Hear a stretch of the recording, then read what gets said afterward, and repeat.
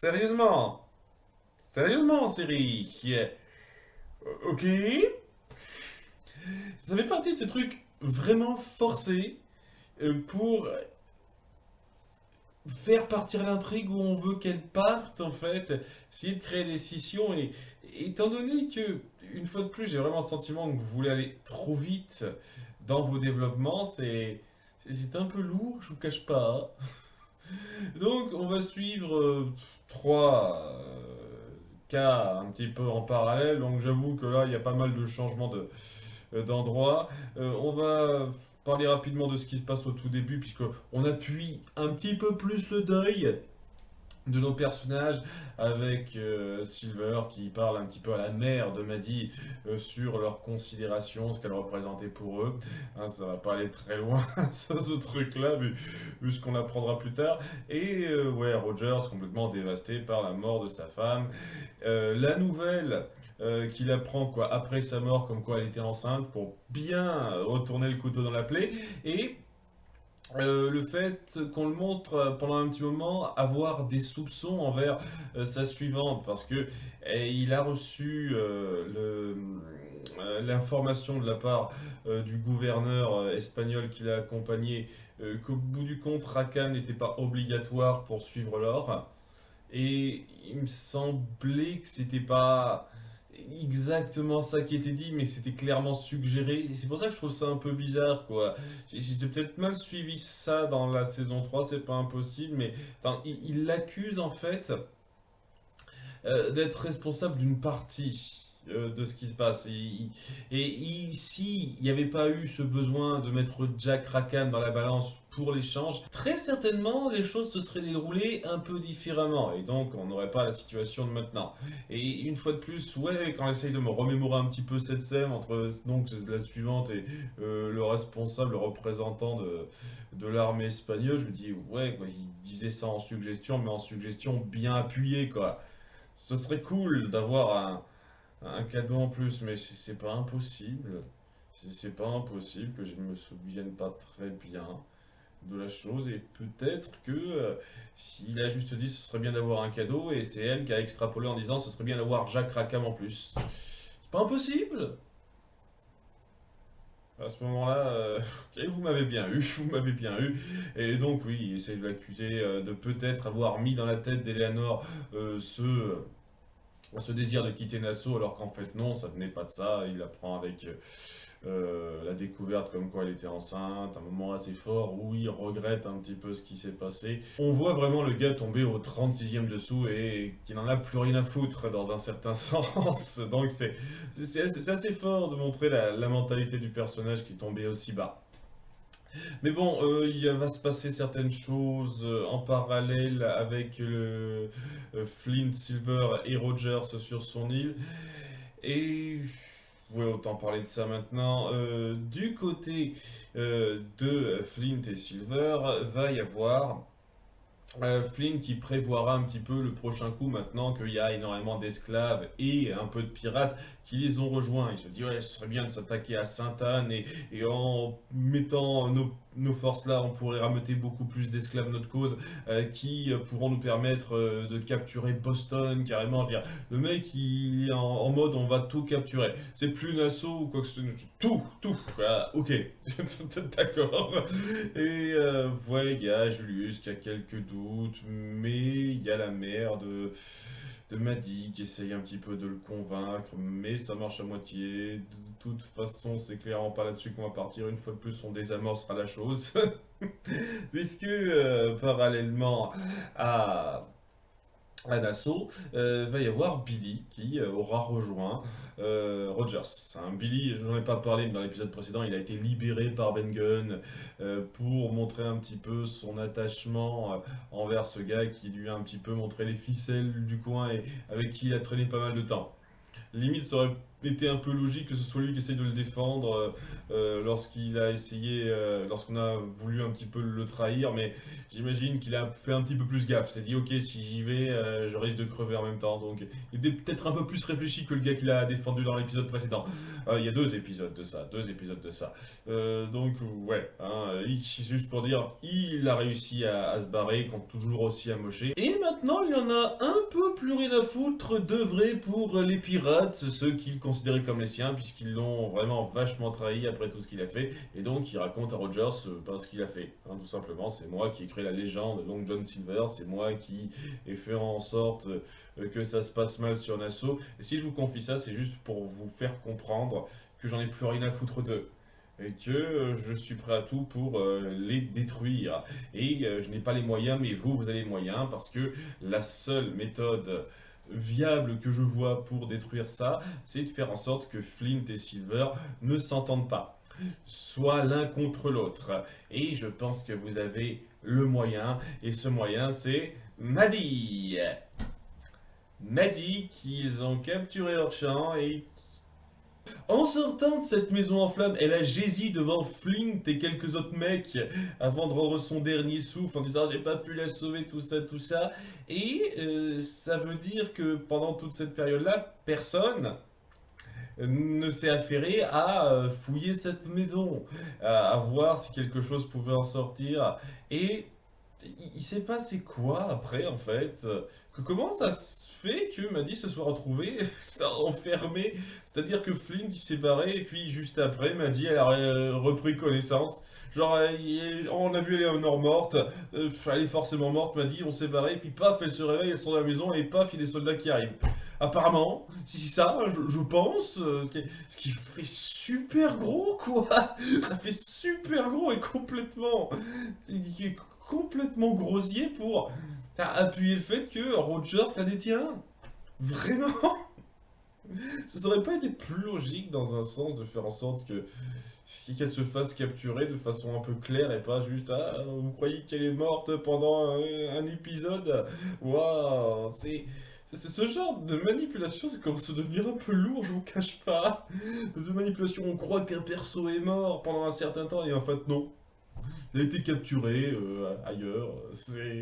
Ça se répète un petit peu trop, hein. C'est un compteur que je pourrais faire, hein, ça. Mais bon, voilà, il détient Mati et il envoie un courrier sur l'île des Nègres Marrons pour leur faire savoir qu'il est Tiamadi et qu'il veut l'or de l'Urka, enfin la partie restante de l'or de l'Urka, en échange pour la libérer.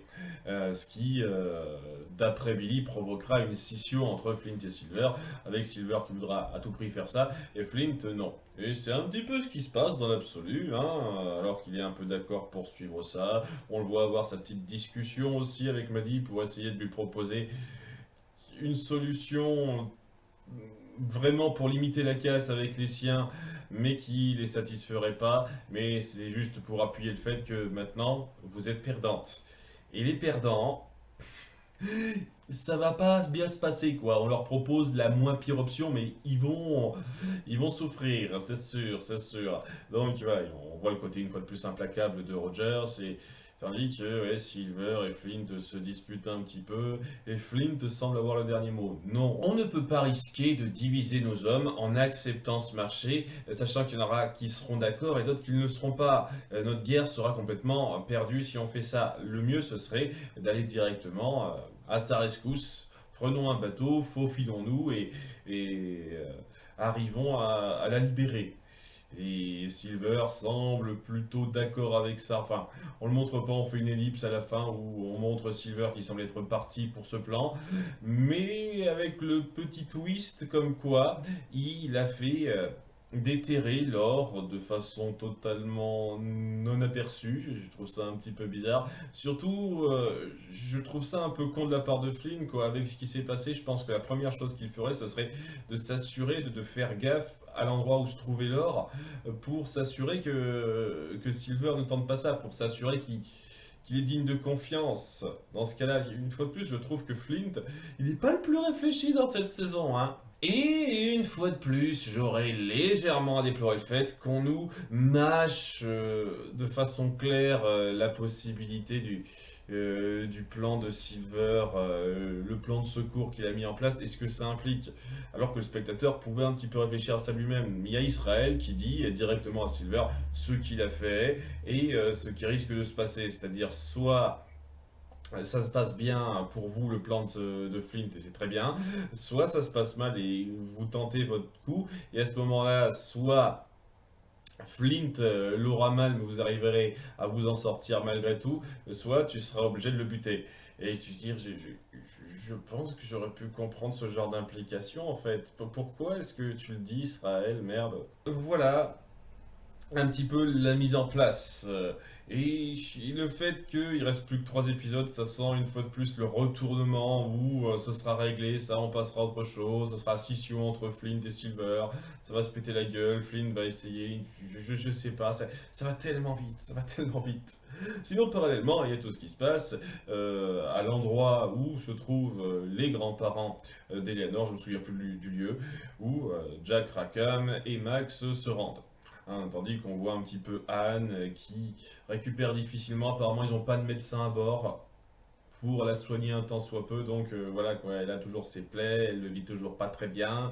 Et donc, il va y avoir le petit truc qui se passera à côté où il y aura Featherstone qui cherchera un médecin pour s'occuper d'elle. Et apparemment, ça se fera. Hein. Elle partira à la fin, enfin, elle restera là-bas à la fin, tandis que Jack et Max devront se charger de certains trucs. Jack qui décide d'abord, en premier lieu, de se charger tout seul de parler au grand-père Guthrie.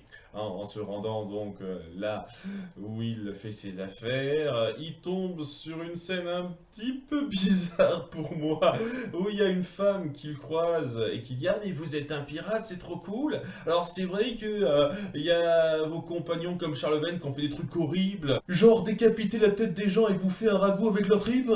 C'est trop génial. Qui attendez, vous exagérez peut-être un petit peu. Oh, c'est rasoir en fait. Les pirates, je pensais que c'était plus cool. Ah. Est-ce que c'est un espèce de commentaire sur la vision exagérée du peuple alors que les pirates sont plus terre à terre, sachant qu'on a montré quand même Vane faire des trucs bien graves et un peu dégueux quand même, quoi. Alors certes, il a pas bouffé un ragoût trempé dans leur trip ou un truc comme ça, mais il a bien tué quelqu'un en le décapitant pour faire passer un message. Il a fait des trucs assez grave, c'était un pirate assez barbare dans l'absolu. Hein. C'est un truc qu'on appuie dans la saison 1. Quoi. Faut arrêter de dire ah, c'était un homme bon, quelqu'un de beaucoup plus sage que vous ne pensiez le croire. C'est pas tant le cas que ça. Oui, il était réfléchi, mais c'était pas un homme bon. Arrête, Jack, sérieusement. Cette série essaye totalement de réhabiliter les pirates et leurs actes en leur opposant l'armée britannique, le gouvernement britannique, même le gouvernement espagnol, pour dire que les gouvernements mis en place sont injustes. Et si c'est vrai que les gouvernements en place de l'époque sont injustes, ça n'ôte rien au fait que ce que font les pirates, c'est loin d'être juste en comparaison non plus, quoi. Ce sont des gens qui réagissent à un système injuste pour eux en se disant merde, ok, la loi du plus fort, on va se servir nous-mêmes. Et ok, je trouve pas que ça vous rende noble ou d'une quelconque façon vraiment rattachable. Ça fait juste de vous des pirates, tout simplement. Et, et ce genre de commentaires, de petites scènes complètement inutiles, vraiment inutiles, ça donne cette espèce d'impression que vous voulez essayer de réhabiliter un petit peu les pirates, montrer que ce sont des humains derrière et que ils sont peut-être pas aussi méchants qu'on le croit.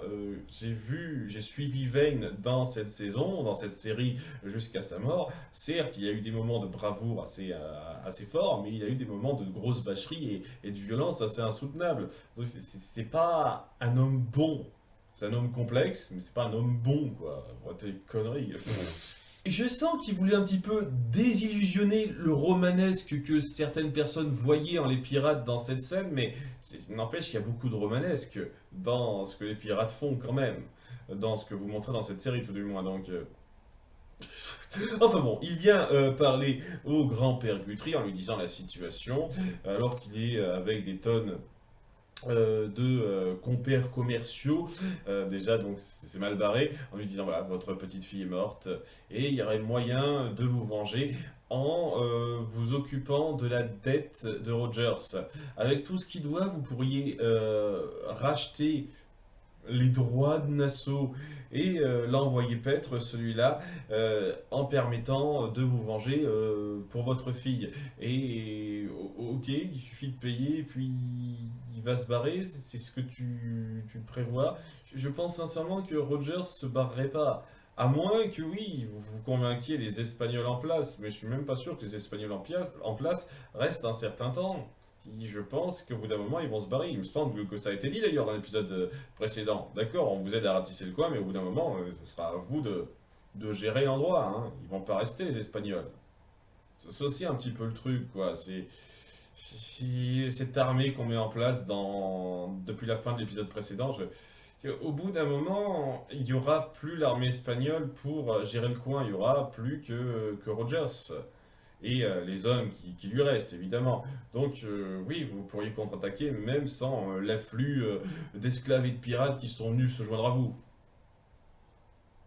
Mais je sais pas, les plans qu'on met en place, étant donné que je sens que ça va un peu nulle part. Oui, on va prendre Boston, ça va nulle part, on jouera pas là-dessus, c'est sûr. Ce genre de truc, ça ne va pas être pris dans les enjeux très changeants que vous mettez en place. Mais bref, il y a le grand-père Guthrie qui dit non.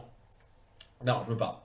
Hein, c'est pas la peine, hein, de façon super claire et catégorique, en disant bien que de toute façon son fils et sa petite fille ont déshonoré la famille, ce qui était clair hein, depuis le début, donc fallait pas s'attendre à ce que ça marche. Mais gros coup de bol pour lui, la grand-mère Guthrie l'a écouté et est beaucoup plus réceptive à l'idée, parce que ce serait une occasion d'enrichir le patrimoine familial, puisque oui, racheter Nassau et pouvoir profiter de l'endroit, ça pourrait marcher, même si on a dit que c'était quand même un coin très mal famé, difficile à gérer, mais ils partent une fois de plus sur un peu de choses près la même approche que Roger, ça.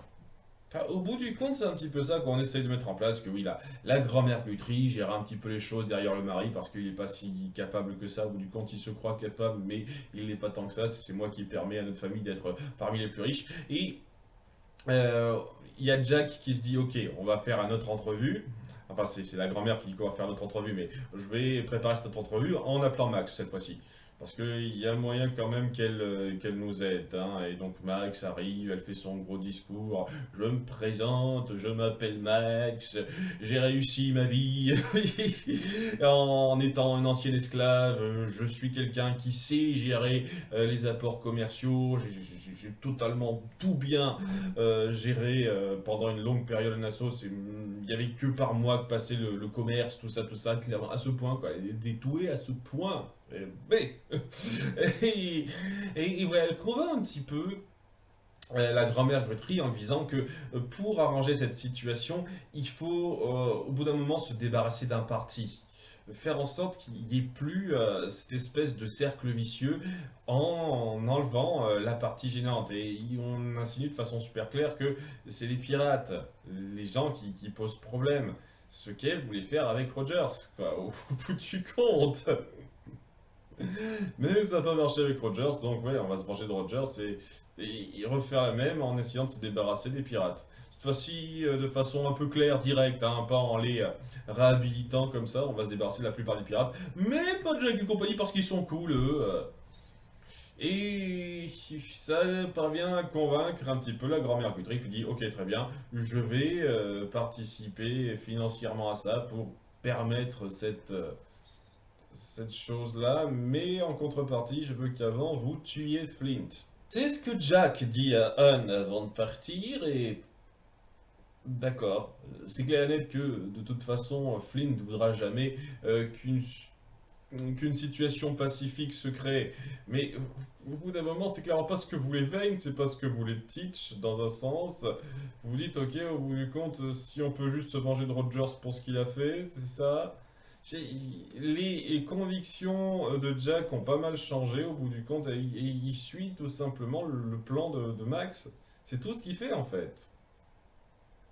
Ok, on est revenu, hein, très sincèrement, on est revenu sur cette dynamique de trio Jack, Max, Anne, qui me manquait de voir depuis la fin de la saison 2, où au bout du compte, c'est Max qui gère tout et Jack et Anne qui essayent un petit peu de broder derrière, j'ai envie de dire. Mais Jack doit suivre un petit peu le mouvement et se dit, ok, elle veut que je tue Flint, très bien, j'essaierai de faire en sorte de me faufiler, de l'avoir par surprise et de me tirer. Et ça va pas être pratique pour l'instant, puisque tu sais pas exactement où il se trouve. Tu dois penser qu'il est sur l'île des Nègres Marrons, mais non, il est pas sur l'île des Nègres Marrons, donc comment tu vas le savoir? Il reste 3 épisodes, il y a tellement de trucs qui restent à faire, je sens que ça va tellement être rushé, quoi. Ça va trop vite, il y a beaucoup de trucs qui vont trop vite, je trouve. Mais ouais, c'est sur ça que ça se termine cette intrigue-là. Et c'était correct, c'était un épisode correct. Je trouve qu'il y a des trucs qui sont faciles, un peu grossiers. La résurrection de Maddy, je suis désolé, mais c'est c'est tellement facile de nous induire en erreur avec cette mise en scène qui donne clairement l'impression que c'est fini le personnage. Mais ouais, en chance, bon, ça s'est fait, elle va bien. Ok. Pour justifier la future scission entre Flint et Silver. Parce que si elle avait vraiment été morte, il n'y aurait pas eu de problème. Mais voilà, il faut qu'on trouve une excuse. C'est un peu la seule impression que ça donne d'avoir forcé le fait que Maddie se trouve capturée sans qu'on sache tout d'abord. Et ok, ce genre de choses un peu forcées, il y en a un peu plus ailleurs dans l'épisode, ça n'aide pas à grandement cimenter votre récit, et je trouve que ça se cumule un tout petit peu trop depuis ces 2 dernières saisons en fait. C'est un peu dommage, je trouve qu'il y aurait eu moyen d'amener votre scénario, votre intrigue au même endroit sans trop forcer la chose, sans nous manipuler facilement comme ça. Limite, vous auriez pu mettre en scène le fait qu'on croit Maddie morte, mais qu'elle ne l'est pas. À la fin de l'épisode précédent, vous auriez pu prendre genre 1 minute de plus en montrant Flint se barrer après avoir vu la mort d'Eleanor parce qu'il n'a pas eu le temps. Il a entendu des soldats arriver par exemple. J'entends les soldats arriver, je suis obligé de partir, mais seulement en même temps, il y a Maddie qui se réveille difficilement du gros coup sur le crâne qu'elle a reçu. Elle rampe en dehors de la maison pour tomber sur les soldats. Ce genre de choses, ça aurait pu marcher, ça aurait pu passer. Mais le fait que ce soit moi qui dois imaginer ça, ça donne vraiment l'impression que vous le manipulez de façon grossière. Je suis désolé. C'est pas grand chose en plus à faire ça. Vous avez le décor mis en place, vous avez les acteurs. Il suffisait juste de faire ce petit rajout et c'était bon en fait. Mais non, non, non. Vous essayez de nous prendre par surprise et je vous cache pas que c'est peut-être un peu de trop quoi. Ces détails-là, hein, qu'on voit aussi à 2, 3 autres moments sur ces petits forçages-là, sont un peu ennuyeux. Et ne rendent pas l'épisode désagréable, mais c'est pas non plus une façon très forte d'appuyer le développement que vous mettez en place. Et une fois de plus, maintenant que je sais qu'il reste 3 épisodes avec tout ce qui reste à faire, j'ai tellement peur que ce soit expédié. Après, bon, les 3 épisodes, ça représente presque 3 heures, donc hein, on peut faire pas mal de choses en 3 heures, hein, c'est vrai. Donc faut voir comment ça sera géré par la suite. A bientôt pour l'épisode 8. Bye!